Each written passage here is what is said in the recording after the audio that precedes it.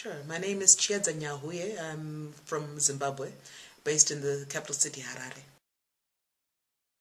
The perpetration of violence continues to have the cycle of perpetrators who become victims, who become perpetrators, who become victims, and the cycle doesn't end.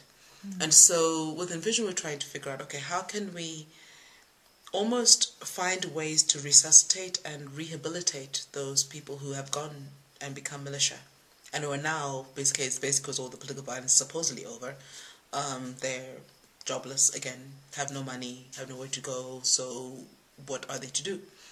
But also at the spiritual, cultural level, a lot of those young men who you recruited to rape and burn and mutilate people are now suffering. Because, for example, culturally, you never, ever disrespect your grandmother or your mother, let alone rape her.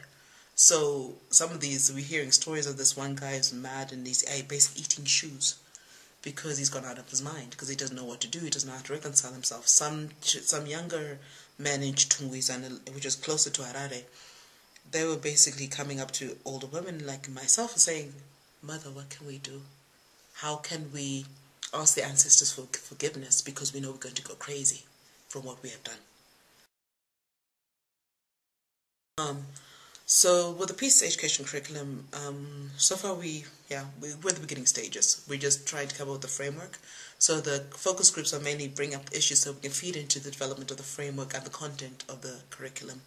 And then we're going to test it in terms of, first of all, training facilitators and teachers because right now we're targeting out of school youth, because to put it into the formal education will take a much longer process through the ministry. So we thought, okay, why don't we work through church groups or youth community centers? So the first part of the proposal is mainly to have a lot of focus groups to get information, to understand what are the youth in Zimbabwe going through.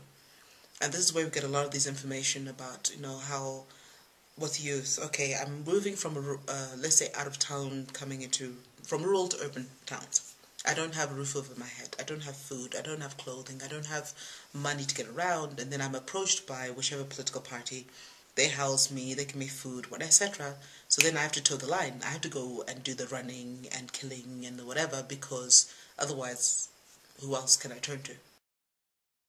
When we're working in the focus groups, the powerful thing that I've seen is the compassion within Zimbabwean people, in that the understanding that, you know what, those people, yes, they perpetrated violence, but it's not their fault. Something must have pushed them to be in that situation for them to even think of raping an older woman, a 60-year-old woman. What would you be thinking when you're doing that?